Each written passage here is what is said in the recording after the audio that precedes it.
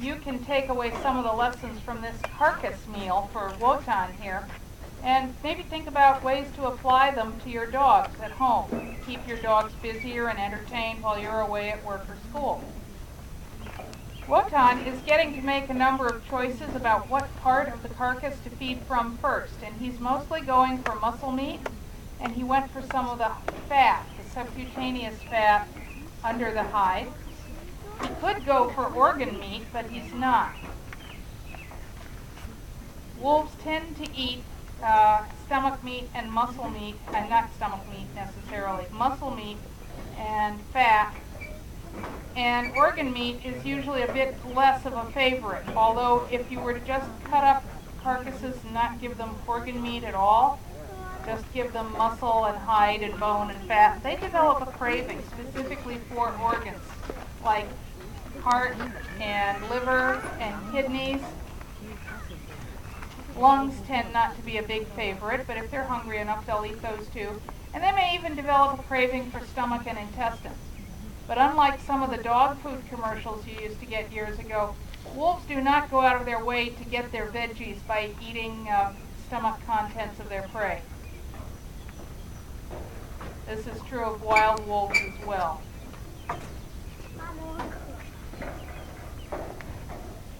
So Wotan gets to make quite a few choices about what part to eat first.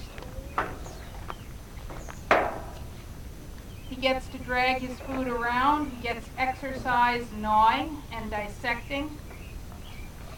Now, one thing he doesn't do is he doesn't have to go out and search for it.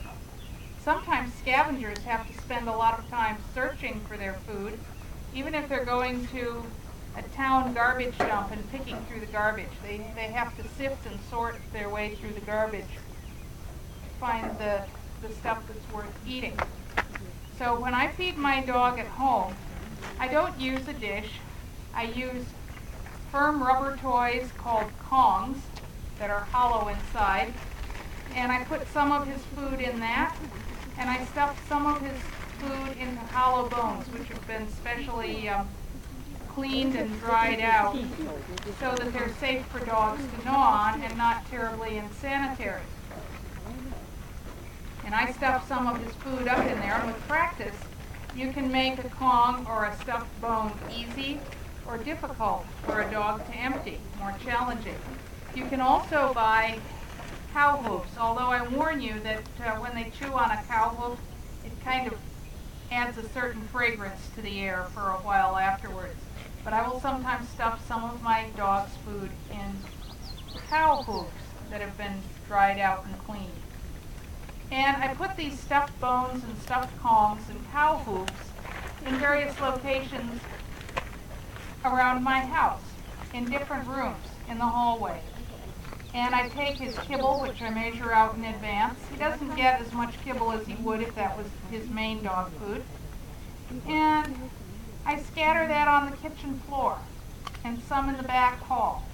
And occasionally I'll sprinkle a little bit of kibble in less usual places where it won't make too much of a mess. And then I hand him a stuffed bone as I go out the door and tell him to watch over the house while I'm gone.